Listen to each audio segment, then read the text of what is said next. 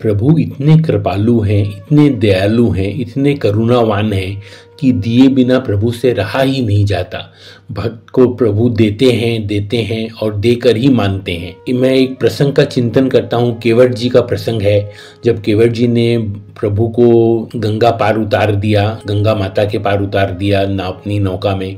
प्रभु ने मुद्रिका सीता माँ की तरफ इशारा किया प्रभु ने, तो सीता माँ ने अपनी मुद्रिका हाथ की उतार के दी। प्रभु ने केवट जी को उतराई के रूप में देना चाहा।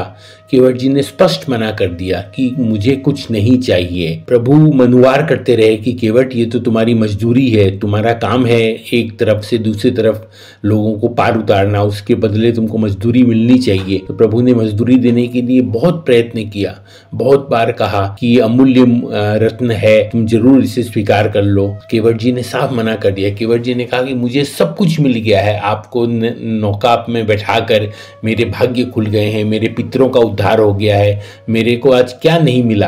प्रभु के श्री कमल चरण मेरी नौका पर पड़े, मैंने उसका प्रक्षालन किया, उसका चरणामृत पिया, मेरे को सब कुछ मिल गया।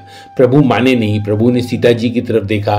सीता जी ने मनुवार किया कि केवट भैया प्रभु की इच्छा है ले लो।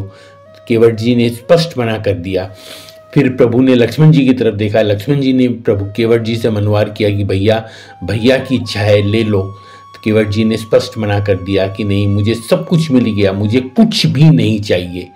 तो कुछ भी नहीं चाहिए वाली बात बहुत बड़ी है। अगर हम ये कहते कि मुद्रिका नहीं चाहिए तो ये अर्थ होता इससे कोई बड़ी चीज़ हमको चाहिए, पर अगर केवट जी ने स्पष्ट कह दिया कि मुझे कुछ भी नहीं चाहिए, तब आखिर में प्रभु को अपनी निर्मल भक्ति का दान देना पड़ा। जो दान प्रभु बहुत बिरलों को देते हैं, किसी बहुत बड़े तपस्वी को, ज्ञानी को, भक्त को प्रभु ऐसा दान देते हैं, वैसा दान प्रभु को केवट जी को सहर्ष देना पड़ा। और प्रभु दिए बिना नहीं रहते, ये प्रभु का स्वभाव है। अगर प्रभु से हम कुछ लेते हैं तो वो हमें मिल जाता है, अगर प्रभु से कुछ नहीं लेते तो अंत में प्रभु दिए बिना नहीं रह सकते।